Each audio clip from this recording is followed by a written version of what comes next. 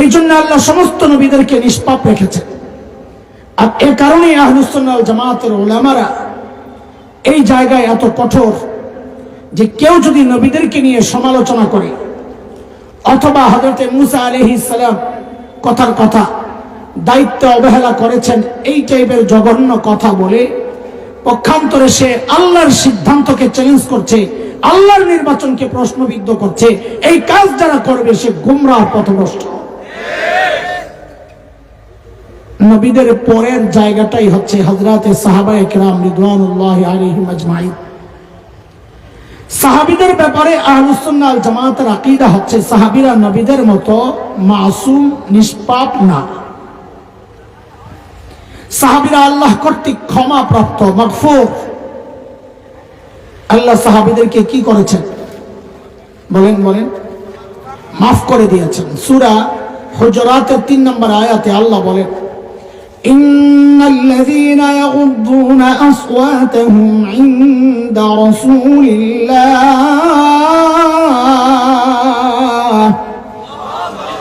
উলাইকা আল্লাযীনা ইমতাহানাল্লাহু কুলুবাহুম লিত্তাকওয়া লাহুম মাগফিরাতুন ওয়া আজরুন আযীম।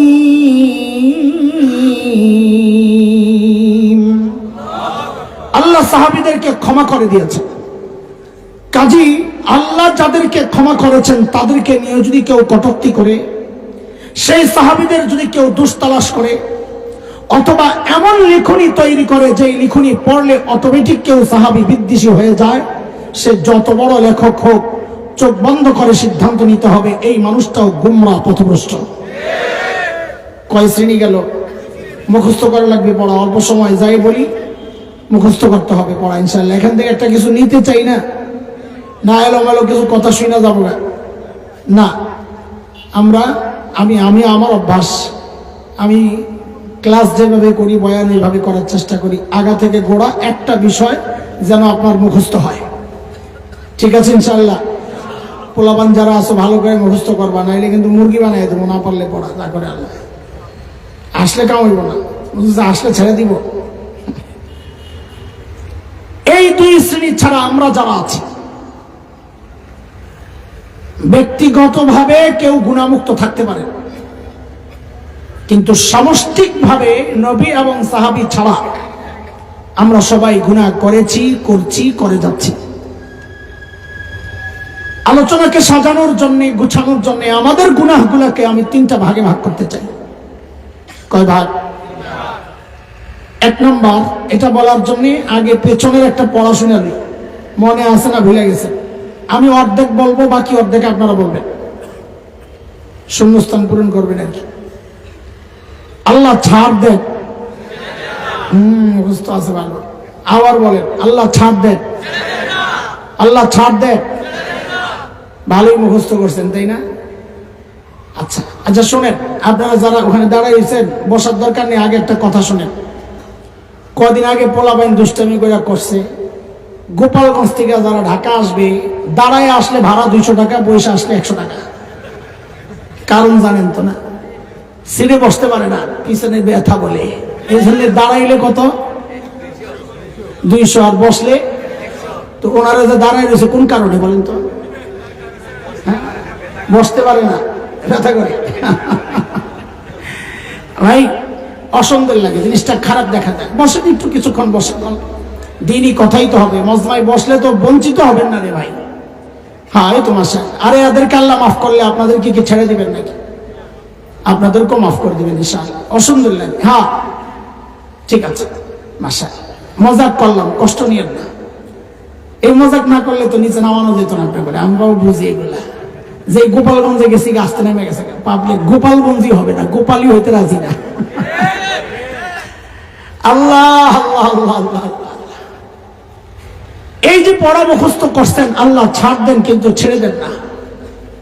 এখন আমি যদি আর বাহিরে কিছু বলি তাইলে তো আমার কিল খাওয়া লাগবে তাই না? জি দিব, নিয়ত করছে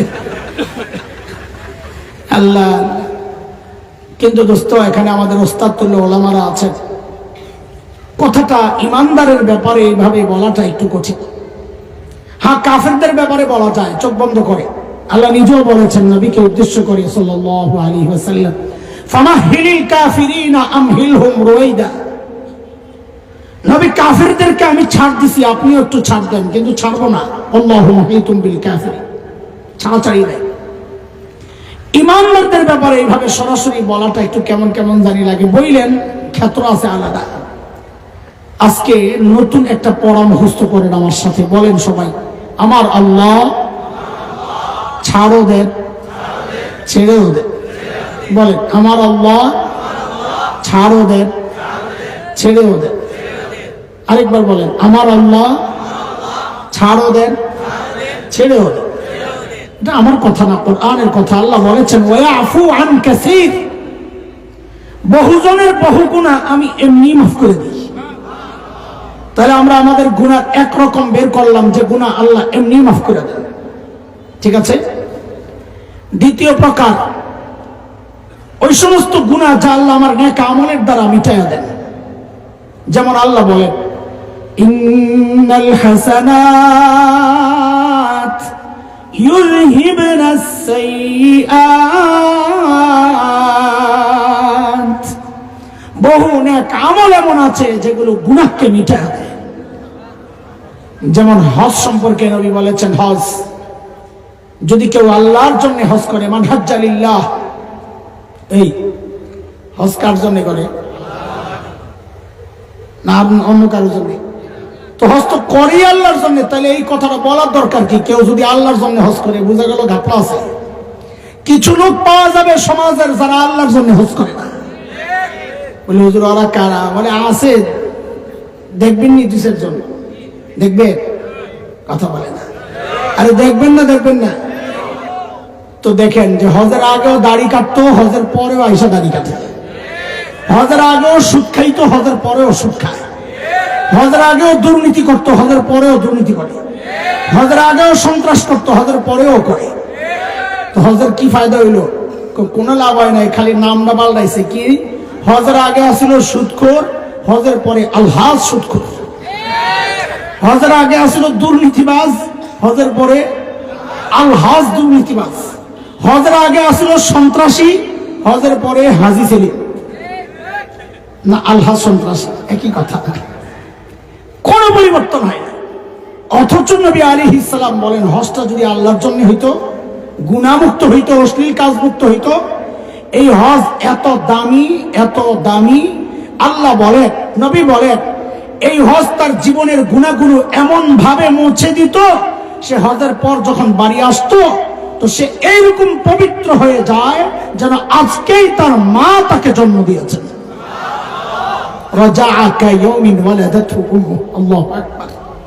তাহলে নেক আমলের দ্বারা গুনাহ মুছে কি মুছে না? দুই প্রকারের গুনাহ গেল, যেগুলো নেক আমলের দ্বারা মুছে, আর কিছু গুনাহ আল্লাহ এমনি মাফ করে দেন। তিন নম্বর, যে গুনাহ আল্লাহ ছাড় দেন কিন্তু ছেড়ে দেন না। ওই আপনারা যেটা মুখস্থ করছেন ওইটাই পুরাণ পড়াইছে কমনটা। যে গুনাহ আল্লাহ ছাড় দেন ছেড়ে দেন না, এটা কোন গুনাহ? এর অনেক গুনাহ আছে। যেমন জুলুম একটা গুনাহ। যুবকরা খেয়াল করে, জুলুম আল্লাহ ছাড় দেন কিন্তু নমরুদ জুলুম করেছে, আল্লাহ ছাড় দিয়েছেন কিন্তু কি করছেন? কি করছেন? ছাড় দেন নাই, কি করছেন? কি দিয়ে? আরে ধ্বংস, খালি মুখস্থ কথা বলে। আরে মশা একটা তো আমার নাকি যে ঢুকতে আমি মরতে পারি, এটা না বলবা। জুতার বাড়ি যেখানে খোসা দরকার, এখানে খোসার শব্দ বলা লাগে না, এটা মজা লাগে না। আপনি যদি এখানে ভদ্রভাবে বলেন কাক্কা দেশ, এটার মধ্যে কোনো মজা লাগে না।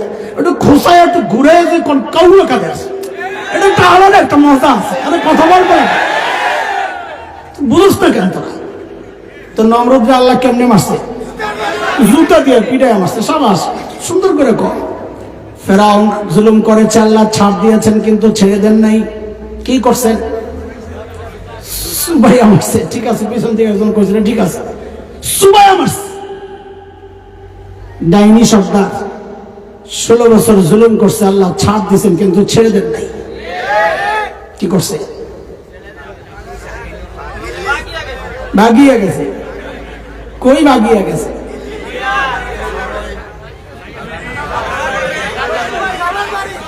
শোনেন শোনেন, শ্বশুর বাড়ি জামার বাড়ি এগুলা বইলে অপবাদ দেওয়ার দরকার নাই। ও যা অপরাধ করছে ওরে দোষী করার জন্য তো অপবাদের দরকার নাই, আসলটা বললেই তো জান শেষ। বলবেন যে আপন জনের বাড়িতে গেছে, কোথায়? কারণ এই 16 বছর আমাদেরকে শুধু এই বয়ান দেওয়া হয়েছে ভারত আমাদের আপন জন, আমাদের মুক্তিযুদ্ধ আইনা দিছে, আমাদের বন্ধু বন্ধু হিতাকাঙ্ক্ষী, কত কিছু দেয়, কি দেয়, গরু দেয়, পেঁয়াজ দেয়, চিনি দেয়, আলু দেয়, দেয় দেয় দেয়, খালি এটা দেয় ওটা দেয়। বাংলাদেশ থেকে মাখন যাওয়ার পাইপটা যাই 5 তারিখে পোলাবেন কেটে দিল, এখন সব দেওয়া বন্ধ করে খালি হুমকি দেয় হুমকি দেয় হুমকি দেয় হুমকি দেয়।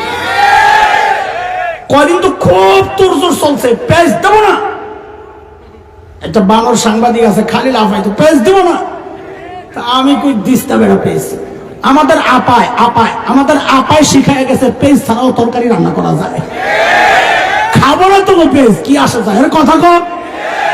যে একটু মেরুদণ্ড সোজা করে দাঁড়াইছি, পেঁয়াজ লাগবে না।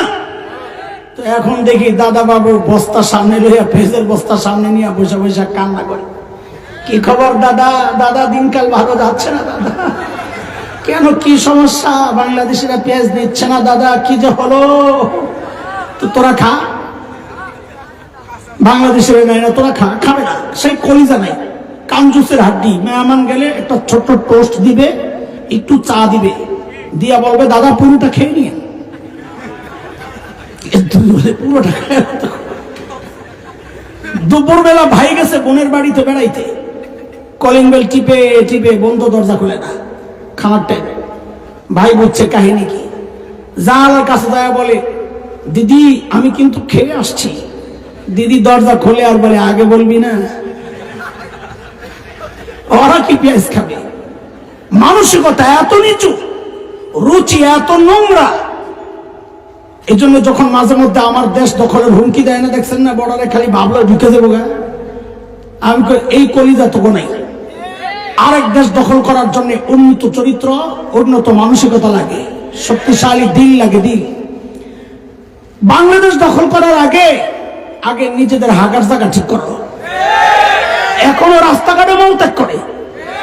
বিশ্বাস না করলে যারা দেওবন্দে গেছে ওনাদের কাছ থেকে জিজ্ঞেস করেন, বা আপনারা যারা ইন্ডিয়া ঘুরেন। আমরা যখন কলকাতা থেকে ট্রেনে উঠছি, লম্বা সফর, দিন যায় রাত আসে, রাত যায় দিন আসে। তো রাত শেষ হইলেই নতুন এলাকা দেখার জন্য উৎসাহ নিয়ে জানলার কাছে যাইতাম, কেমন এলাকা। হায় আল্লাহ, মাঝে মধ্যে তো লজ্জায় মুখ ফিরাই নিত, এই কি কারবার। কেন? রেল লাইনের পাশে লাইন ধইরা ফ্যামিলি প্যাকেজ, জুয়ান বুড়া নারী পুরুষ গুড়া গাড়া যা আছে চিকুন বোতল একটা নিয়ে চুপচাপ বয়া বয়া কাম সারে। মহিলারা ইজ্জত রক্ষার জন্য কাপড়টা টাইনা ধরে, কিন্তু পিছন দিয়ে খালি কাম সারতেছে। ওরা নাকি আমার দেশ দখল করবে, কয় কি কারবার। আমি বলি সাহস করে ঢুকে না যাবি, খেলা হবে ইনশাআল্লাহ। আরে ছোটবেলা থেকে যে জিহাদি চেতনা লালন করছি, সেটা বাস্তবায়নের প্রয়োগের সুযোগ পাচ্ছি না। তোরা না ঢুকলে জেনে রাখিস আমার দেশ কি দখল করবি। আমরা মুসলমান কোন নির্দিষ্ট ভূখণ্ড নিয়ে আমাদের পরিকল্পনা আমরা সাজাই না, আমাদের স্বপ্ন অন্য কিছু। আলহামদুলিল্লাহ আমাদের স্বপ্ন বাস্তবায়ন শুরু হয়ে গেছে। তাকায় দেখ, সিরিয়ায় কালিমার পতাকা উঠে গেছে, আফগানিস্তানে কালিমার পতাকা উঠে গেছে। আর আমার দেশকে দখল করবি, আমরা তো স্বপ্ন দেখি ইনশাআল্লাহ খুব শিগগির দিল্লির লালকেল্লায় আবারও কালিমার পতাকা পতপত করবে ইনশাআল্লাহ।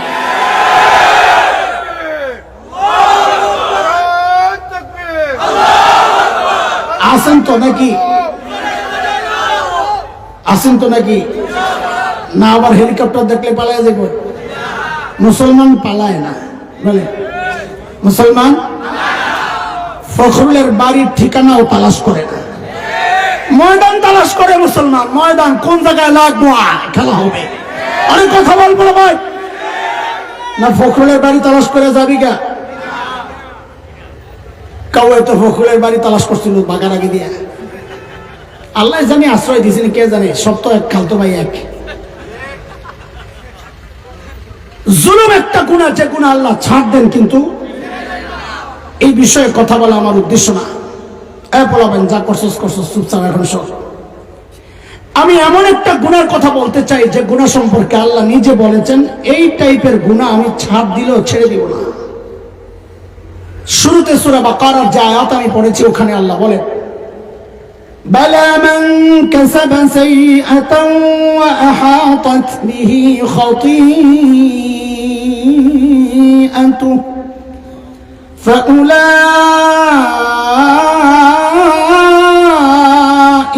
আসহাবুন নার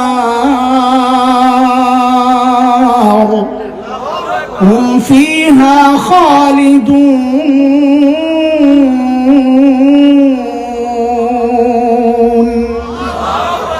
আল্লাহ বলেন যে গুনাহ বান্দাকে ঘিরে নেয়, বান্দাকে ঘিরে নেয় মানে মুফাসসিরিন কিরাম বলেন যে গুনাহে বান্দা অভ্যস্ত হয়ে যায়, ছাড়তে পারে না, নিয়মিত করে। বলেন কোন গুনাহ আল্লাহ ছাড় দেন ছেড়ে দেন না? যে গুনাহ বান্দা ছাড়তে পারে না, নিয়মিত করে। বলেন বলেন যে গুনাহ বান্দা ছাড়তে পারে না, নিয়মিত করে, সেটা কোন গুনাহ?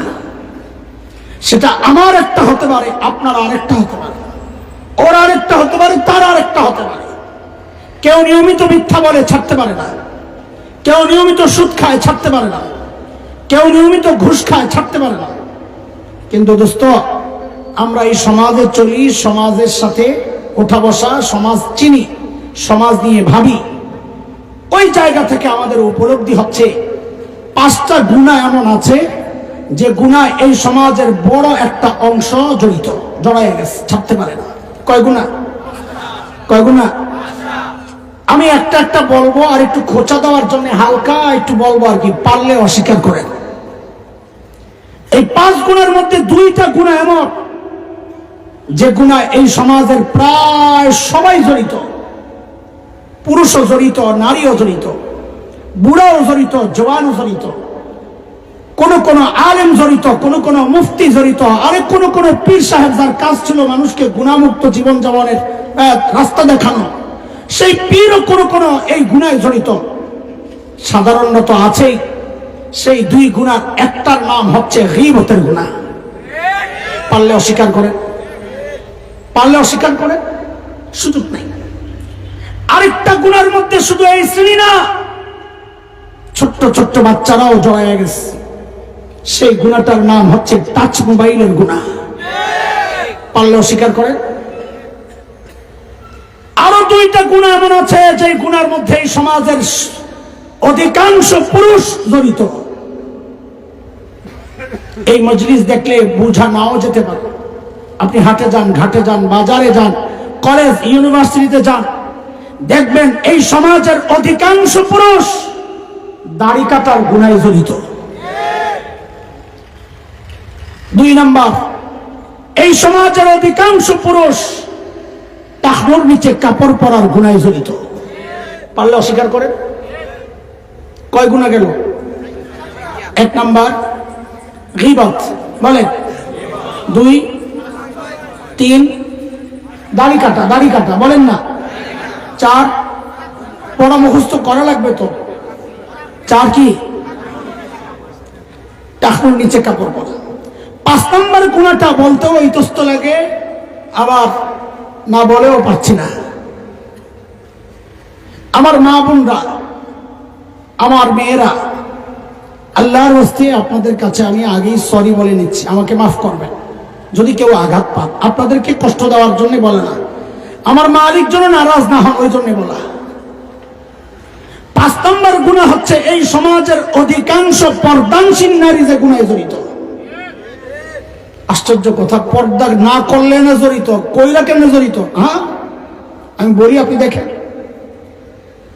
এর জন্য পর্দার বিধানের যে আয়াতগুলো আছে সূরা নূরে 18 নম্বর পারার 30-31 নম্বর আয়াত, 30 নম্বর আয়াতে আল্লাহ পুরুষের পর্দা সম্পর্কে বলেছেন। 31 নম্বর আয়াতে আল্লাহ মেয়েদের পর্দা সম্পর্কে বলতে গিয়ে এক জায়গায় বলে ওয়ালা ইউদ্দিনা যিনাতাহুন্না, মেয়েরা যেন তাদের সৌন্দর্য প্রকাশ না করে। মুহাক্কিকরা বলেন, মুফাসসিররা বলেন, পর্দার মূল কথা এটা সৌন্দর্য গোপন করা।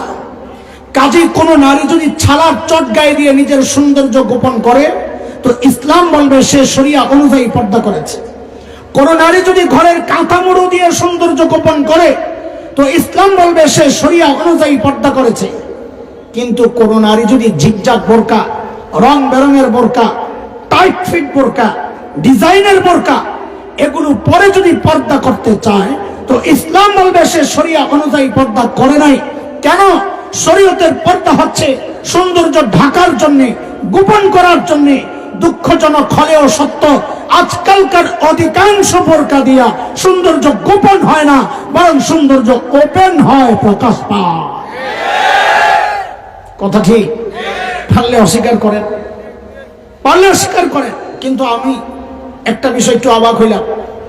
একটু আগে দুইটা গুনাহ কইছি, দাড়ি কাটা, টাকনোর নিচে কাপড় বলছিলাম, তখন কিন্তু ঠিকটা এত জোরে হয় নাই, এখন যেমন জোরে হয়েছে। কি ঘটনা? কি প্রশ্ন কমন পড়ে গেছে গে?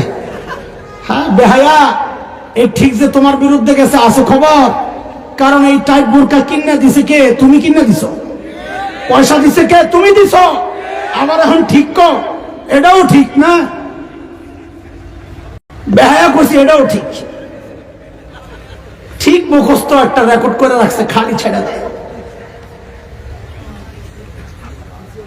দোস্ত শুনে খেয়াল করে, এই সমাজের কথা বলতেছি। এই সমাজের আমাদের আফসোসের জায়গা এটা না, গুনাহ হয়, হচ্ছে, সবারই হচ্ছে। এই মনোযোগ আছে? 100 না 50? শেষে পরীক্ষা ফেল করলে যদি হুজুরের কানে ধরে উঠতে কয় উঠবি তো, তাহলে কে কে ঘুমাইছো একটু হাত উঠায় দেখাও। আল্লাহু আকবার। আচ্ছা না, ঠিক আছে, ঠিক আছে, তাও ঠিক আছে। বলেন বলেন, মনোযোগ। 50 না 100? 100 কি আগেরটা না অরিজিনাল? তাহলে শুনে, আমাদের আফসোস আর আক্ষেপের জায়গাটা অন্য জায়গায়। সেটা কি?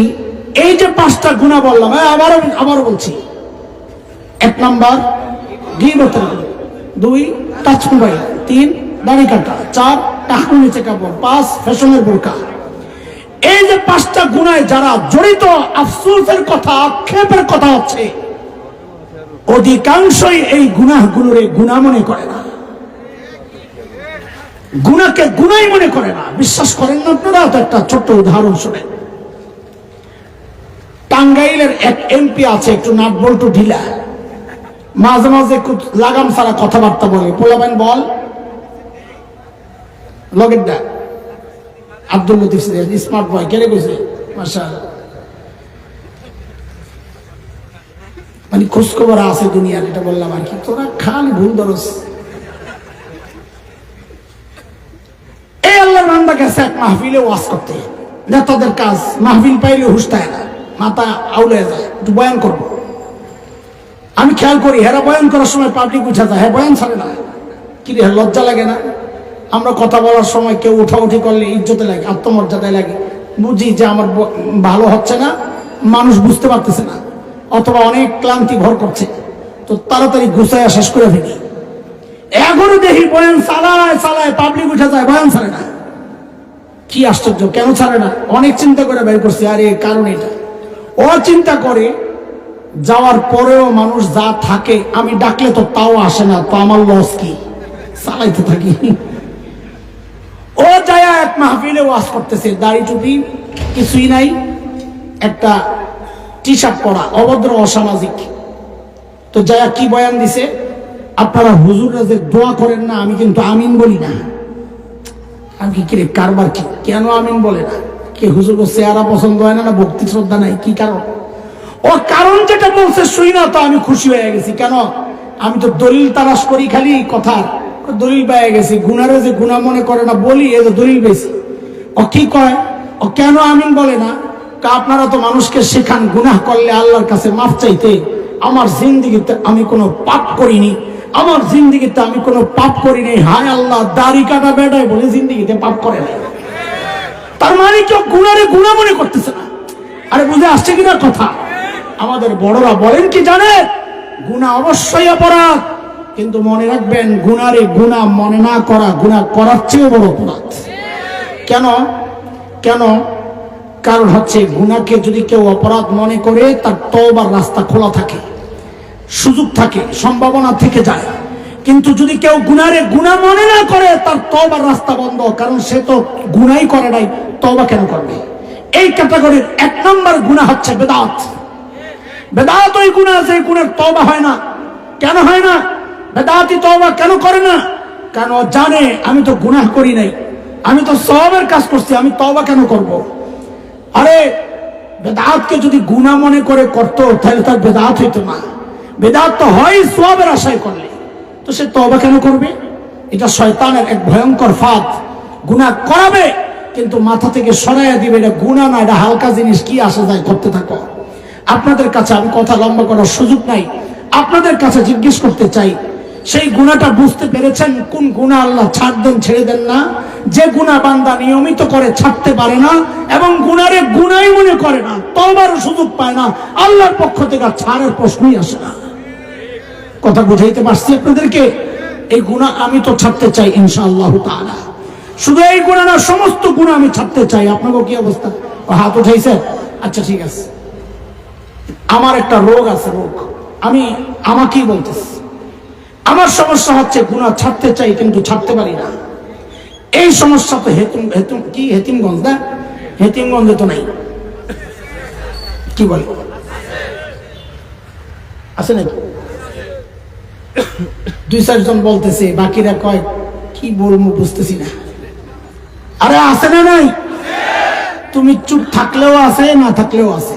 এটা সারা দুনিয়াব্যাপী সমস্যা। আমাদের বড় এই ভয়ঙ্কর সমস্যা সামনে রেখে কোরআন হাদিস ঘেটে ঘেটে আমাদের জন্য গুনাহ ছাড়ার কিছু সহজ রাস্তা বের করে দিয়েছে। ওই রাস্তাগুলোর মধ্য থেকে একটা রাস্তা আপনাদের সামনে আমি পেশ করতে চাই। উদ্দেশ্য যেন আমিও গুনাহমুক্ত থাকতে পারি, আপনারাও গুনাহমুক্ত থাকতে পারেন।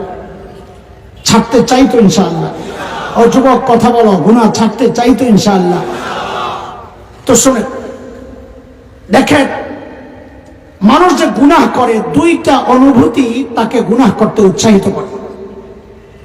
এক, একাকিত্ব, একা হয়েই ভিতরে গুনাহ করার আগ্রহ তৈরি হয়। এই অনুভূতির বিরুদ্ধে, এই ভাবনার বিরুদ্ধে আল্লাহর জবাব, ওহুয়া মাআকুম আইনামা কুনতুম। বান্দা তুই একা কোথায়, যেখানেই থাকিস না কেন, আমি আল্লাহ কিন্তু সাথেই আছি। 2 নম্বর একটা অনুভূতি বান্দার, যেই মনোভাবের কারণে মানুষ গুনাহ করতে উৎসাহিত হয়, সেটা হচ্ছে আমাকে কেউ দেখছে না তো। এই ভাবনাটা আসলেই সে গুনাহ করতে চায়। এই ভাবনার বিরুদ্ধে আল্লাহর জবাব, আলাম ইয়ালাম বিআন্নাল্লাহ ইয়ারা। ও জানে না আমি যে তাকায় আছি, দেখি না মানে, কেউ দেখে না মানে? এবার আমাকে আপনারা জবাব দিবেন। আমরা যখন গুনার চিন্তা মাথায় আনি, অথবা গুনার দিকে পা বাড়াই, অথবা গুনায় জড়ায়া যায়, দুনিয়ার কেউ আমাদেরকে না দেখলেও একজন দেখেন, তিনি কে? আর একটু জোরে সোরে বলি, কথা ঠিক আছে।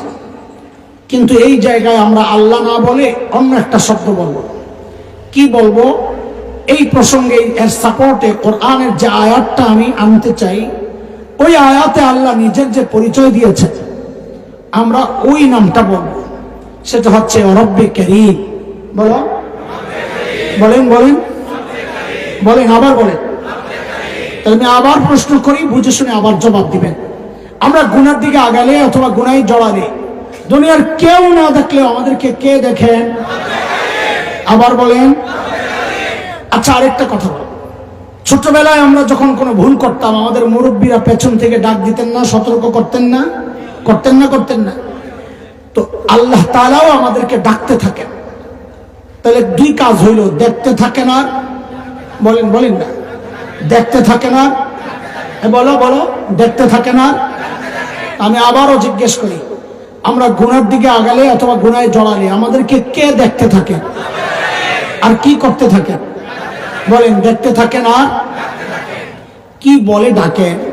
আল্লাহ সেটা কোরআন আল কারীমের মধ্যে নিজেই বলেছেন। সূরা ইনফিতার, আম্মা পারা যা আছে 30 নম্বর পারার 5 নম্বর সূরা, 6, 7, 8, 9 এই আয়াতগুলো পড়ে দেখেন আল্লাহ কি বলে ডাকেন। আল্লাহ নিজে বলছেন, ইয়া আইয়ুহাল ইনসান মা গররাকা বিরাব্বিকাল কারীম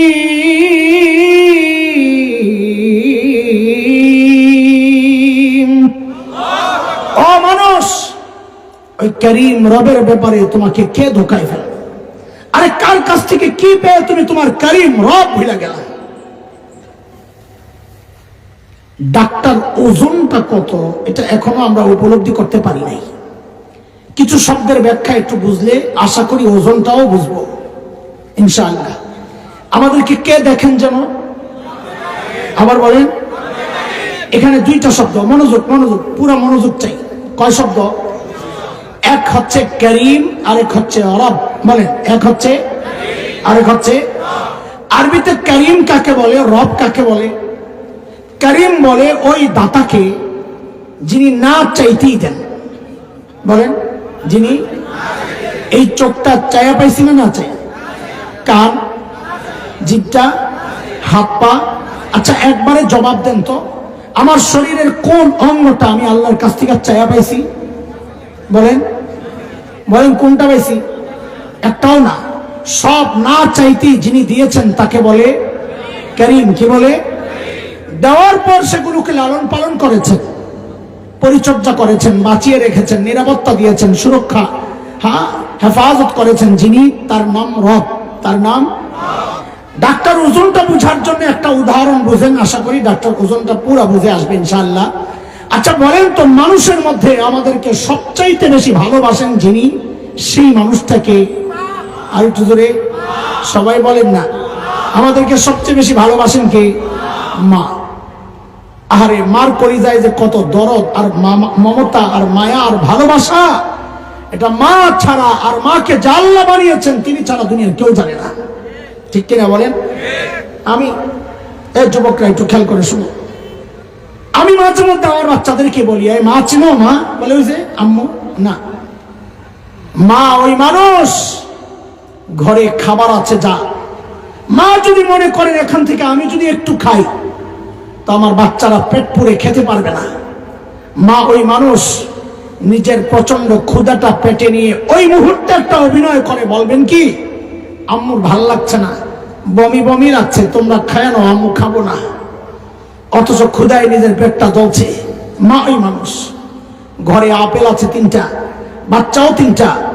মা ওই মানুষ ওই মুহূর্তে বলবেন কি, আম্মু আপেল পছন্দ করি না, তোমরা খেয়ে নাও, আম্মু খাবো না। মা ওই মানুষ। আজীবন আমাদের ঘরে ভালো কোনো খাবার তৈরি হলে আমাদের মুখে না দেয়া, যিনি কোনোদিন খান নাই, আজীবন এই স্যাক্রিফাইস যে মানুষটা করেছেন, তার নাম কি? তার নাম কি? এজন্যই তো ওলামারা কিছু কিছু মাসআলায় মা আর বাবাকে আলাদা করছেন। যেমন একটা মাসআলা, কোন সন্তান যদি বাবা মার আগে মৃত্যুবরণ করে, তো মাসআলা হলো বাবা তো সন্তানের লাশের পেছনে পেছনে যেতে পারে, বাবা সন্তানের কবরেও নামতে পারে। বলে কেন, বাবার কলিজায় কি মায়া দয়া নাই? বলে আছে। বাবাও চিৎকার করে করে কান্না করবেন, কিন্তু বাবাকে আল্লাহ ওই শক্তি, সামর্থ্য, মনোবল দিয়েছেন, বাবা সন্তানকে দাফন করে কান্না করতে করতে উপরে ওঠার মতো ক্ষমতা রাখে। কিন্তু কোন মায়ের জন্য সন্তানের লাশের পেছনে যাওয়া চলবে না, কোন মায়ের জন্য সন্তানের কবরে নামা চলবে না। কেন?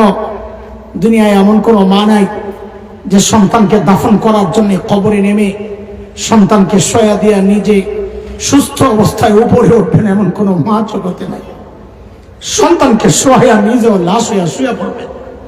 এর দোস্ত বন্ধু ভাই আমার, আমি ছোট্ট করে জিজ্ঞেস করি, এই যে মার কলিজায় এত দরদ আর মমতা আর মায়া আর ভালোবাসা, কারণটা কি? মা আমার একটা চোখ বানাইছেন, সেই জন্যে। বলেন, একটা হাত বানাইছেন, একটা পা, কিছু আঙ্গুল। একবারে বলে ফেলেন তো, মা আমার শরীরের কি বানাইছেন? বলেন, কি বানাইছেন? কিছুই না, কিছুই না। আরে বলেন, কিছুই না। অল্প কয়েকদিন ভাড়াটিয়ার মতো পেটে ধারণ করেছেন, হওয়ার পরে লালন করেছেন, তাতেই মার কলিজায় এত মায়া। মা আমার কিচ্ছু বানান নাই, মা আমার কিচ্ছু বানান নাই, তাতেই মার কলিজায় এত মায়া। আহ আহ তাইলে যে আল্লাহ আমার চোখ বানাইছেন, ওই আল্লাহর কত মায়া। যে আল্লাহ আমার হাত পাও বানাইছেন, ওই আল্লাহর কত মায়া। যে আল্লাহ আমাকে এত এত নিয়ামত দিয়ে বাঁচায় রাখছেন, ওই আল্লাহর কত মায়া। বলে কত মায়া। যুবক, তুমি কি দেখো না, বুঝো না? আরে আমি তুমি যখন দরজা বন্ধ করে গুনাহ করি, ভেতরে গুনাহ চলছে, আর আমার মালিকের কত মায়া, ওই গুনাহ অবস্থায় আমার মালিক দরজার নিচে দিয়ে বাতাস আর অক্সিজেন পাঠাইয়া দিচ্ছেন যেন আমি মরে না যাই। আমি আপনি যখন গুনাহ করি না, মালিক তখন এই মায়ার কথাগুলো মনে করিয়ে দিয়ে দিয়ে ডাকতে থাকেন, এই বলে, ইয়া আইয়ুহাল ইনসান মা গাররাকা বিরাব্বিকাল কারীম। ও মানুষ, যেই চোখ দিয়া তুই গুনাহ করতেছস না, ওই চোখ কিন্তু তোর এই নায়ক নায়িকা আর নর্তকীরা দেয় নাই, আমি কারীম দিছি, না চাইতে দিছি। আর যে কান দিয়া তুই গুনাহ করতেছস, ওই কান কিন্তু তোর গায়ক গায়িকা দেয় নাই, আমি কারীম দিছি, না চাইতে দিছি। আমার দেওয়া নিয়ামত দিয়া তুই আমার নাফরমানি করতেছস কেন রে? মা গাররাকা বিরাব্বিকাল কারীম। বান্দা যদি বলে, আল্লাহ কারীম তো ওই সত্তা যিনি না চাইতে দেন, রব যিনি এগুলোকে সংরক্ষণ করেন, বাঁচিয়ে রাখেন, আপনি কি করেছেন? আল্লাহ যেন পরের আয়াতগুলোকে জবাব দিচ্ছেন, এর জালিম তোকে কি দিছি, নিজের চেহারার দিকে তাকায়া দেখ।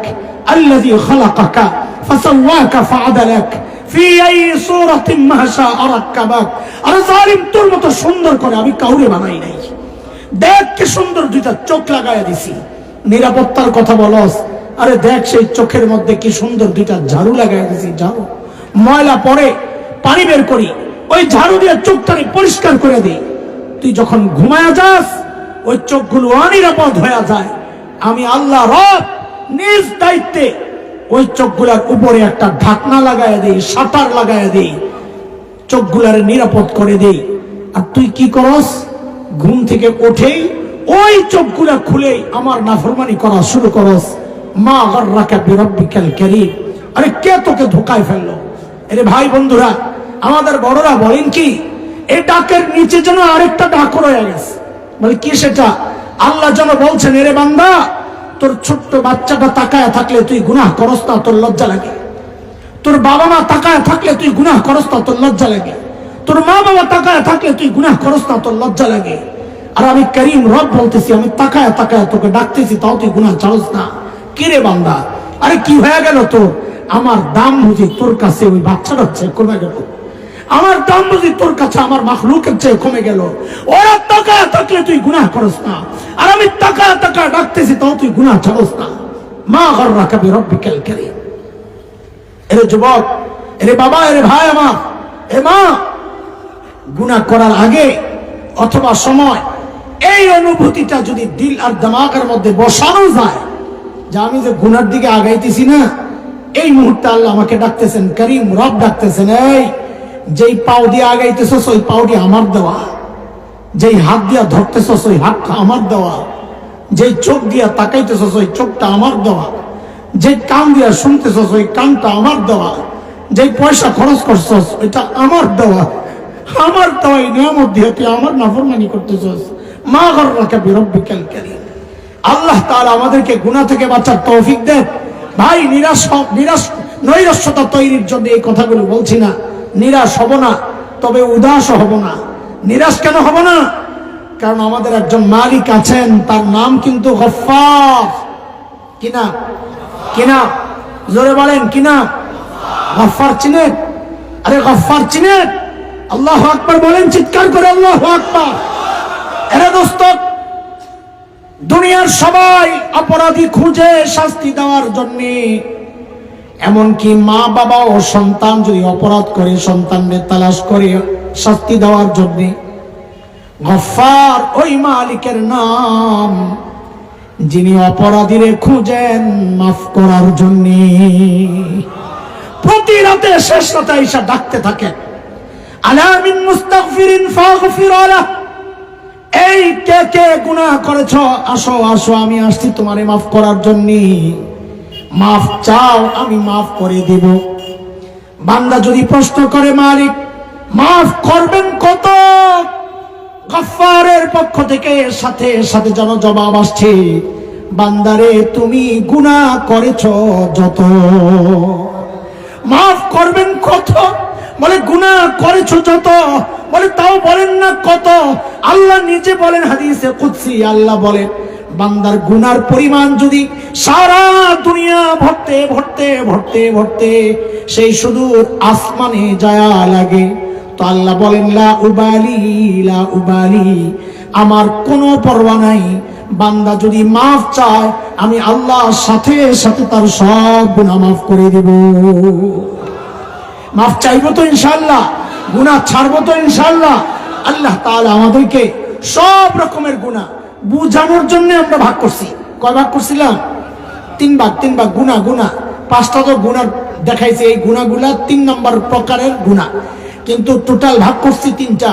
বহু গুনাহ আল্লাহ এমনি মাফ করে দেন, বহু গুনাহ নেক আমলের দ্বারা মিটাইয়া দেন, বহু গুনাহ আল্লাহ ছাড় দেন কিন্তু ছেড়ে দেন না। আমরা ছাড়ার ক্ষেত্রে ভাগ করব না, বুঝার জন্য ভাগ করছি। ছাড়ার ক্ষেত্রে কোনো ভাগ করব না। গুনাহ যত ছোটই হোক আমরা করব না, এটা হচ্ছে আমাদের আজকে প্রতিজ্ঞা ইনশাআল্লাহ। 2টা প্রতিজ্ঞা করি, বলি ইনশাআল্লাহ। কি?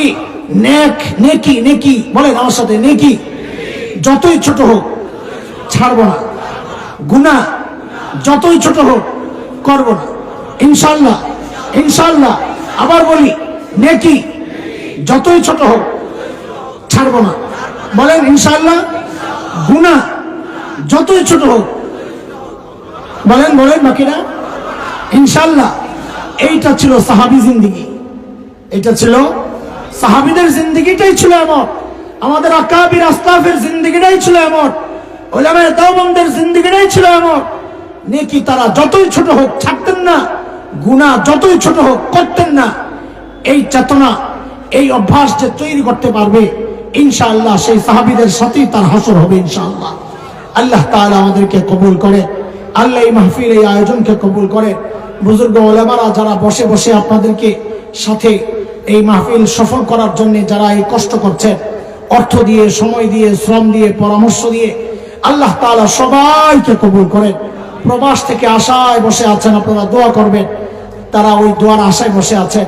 আল্লাহ তাআলা সেই দূরে থাকা আমাদের ভাই বোনদের সমস্ত জরুরতকে, বৈধ জরুরতকে আল্লাহ তাআলা সব মিটাইয়া দেন, বলেন না আমিন। আল্লাহ